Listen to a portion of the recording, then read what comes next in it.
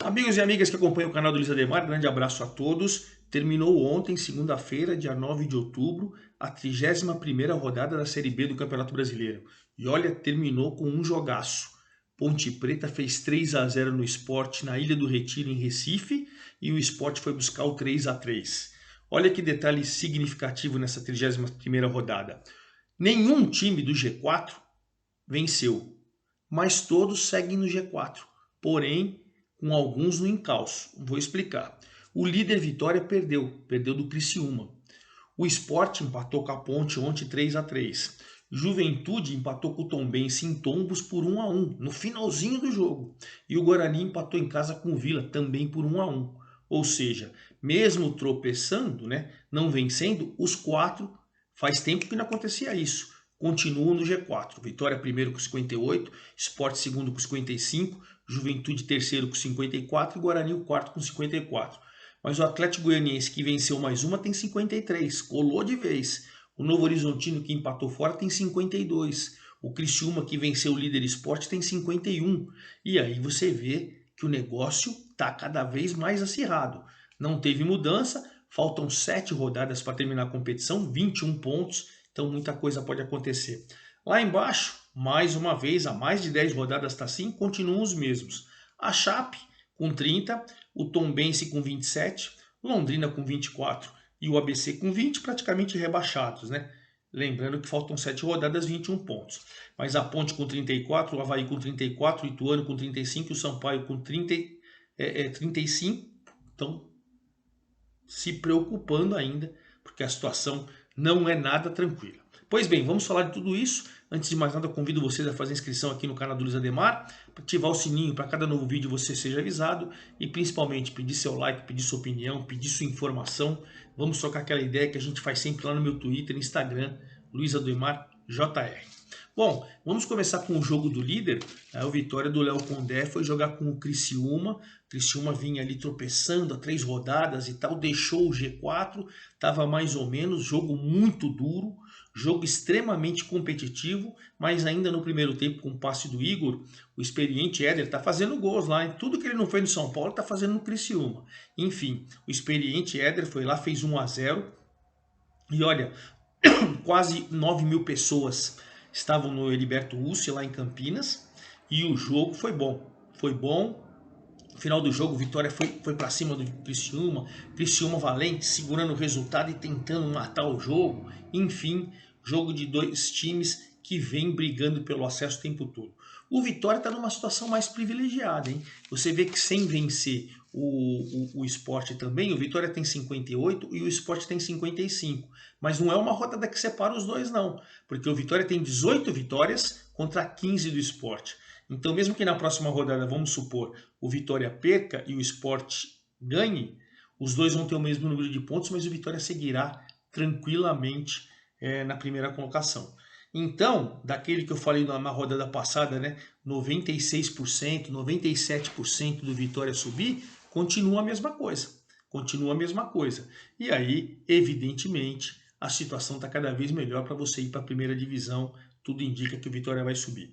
Criciúma, com essa vitória, ele foi a 51 pontos. Ele está na 7ª colocação ainda, mas ele está a 3 de Juventude, Guarani e a 4 do Sport. Ou seja, voltou a ficar firme na briga para uma vaga para a primeira divisão o ano que vem. Já ontem, na rodada que terminou segunda-feira à noite, o Sport conseguiu uma reação espetacular, mas não venceu em casa. Lembrando que a Ponte fez 3-0 no primeiro tempo, gente. 3-0 no primeiro tempo. O Gé, um chute que desviou na zaga, com 25 minutos fez 1-0. Logo depois o Mailton, numa jogada individual pelo lado esquerdo, fez um belo gol. 29 minutos do primeiro tempo, 2-0. E aí, aos 37, cobrando o pênalti, o Mailton fez 3-0.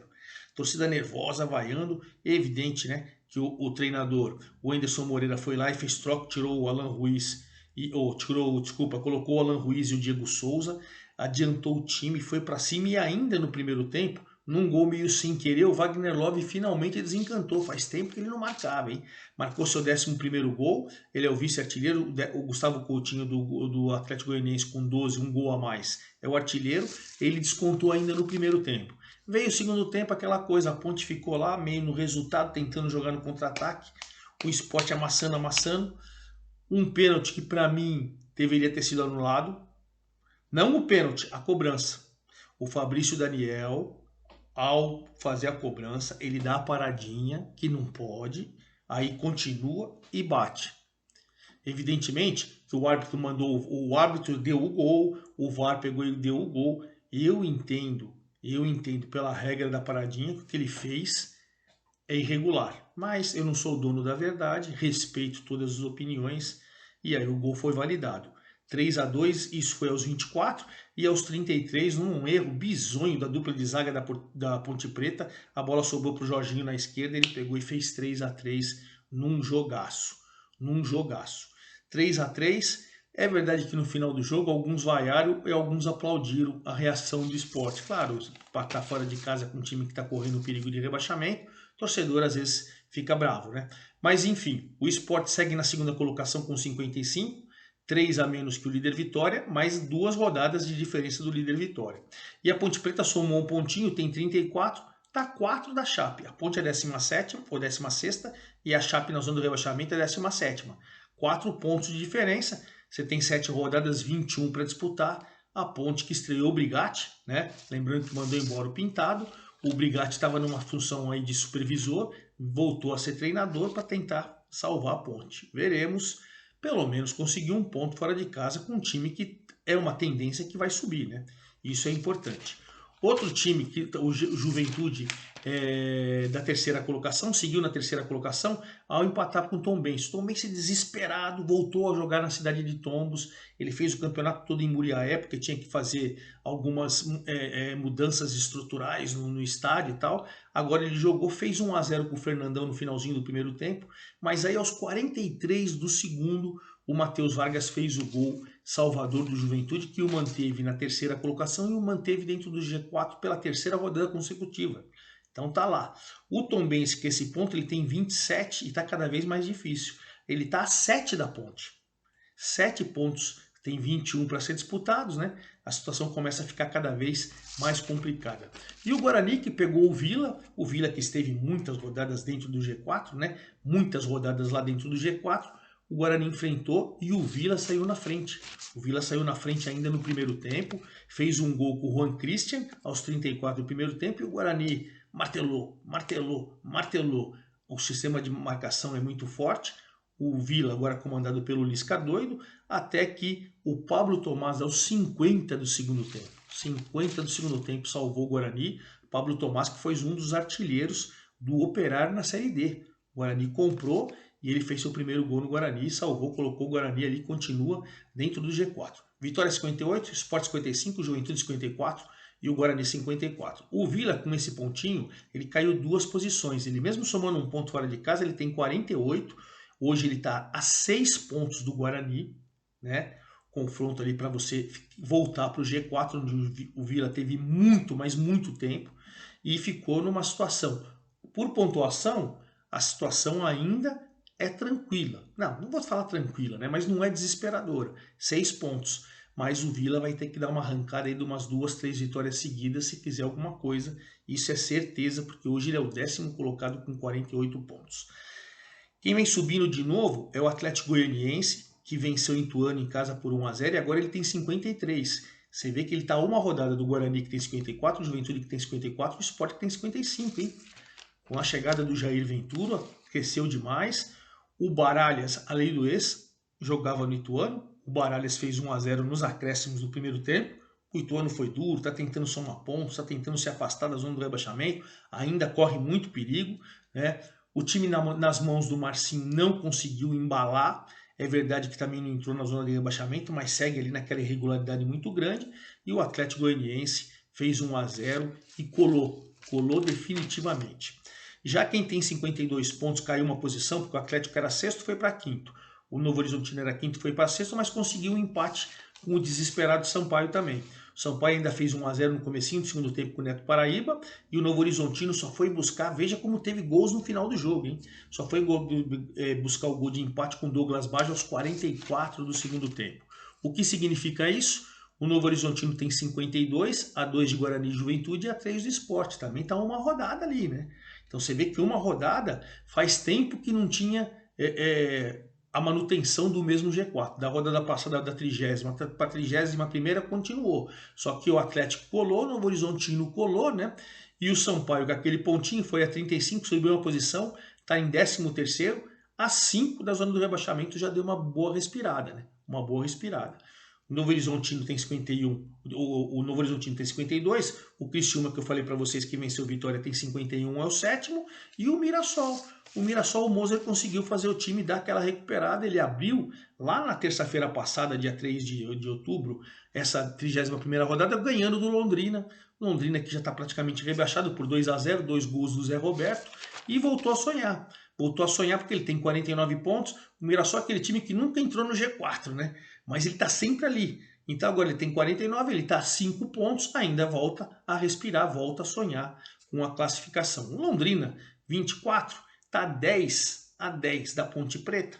Você tem 21 pontos para disputar, está praticamente rebaixado, uma situação muito desesperadora.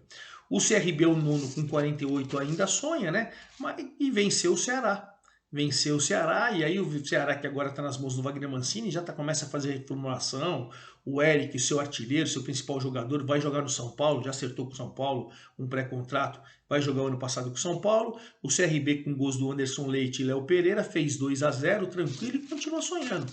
É verdade que ele tem 48 pontos, ele está a 6 do G4.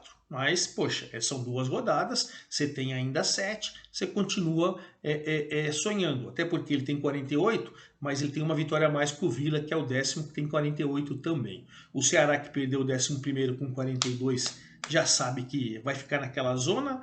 A mesma coisa o Botafogo. Botafogo, o Chamusca destruiu. O que o Adilson construiu para brigar e esteve no G4, o Chamusca destruiu. Tem mais derrota do que vitória, tem mais gol sofrido do que gol marcado. O time é uma bagunça e perdeu do Avaí em casa por 1-0. Perdeu e com merecimento, hein? O Avaí foi melhor. O gol do artilheiro Gabriel Poveda, o ano passado foi o artilheiro do campeonato da Série B pelo Sampaio Correia, né?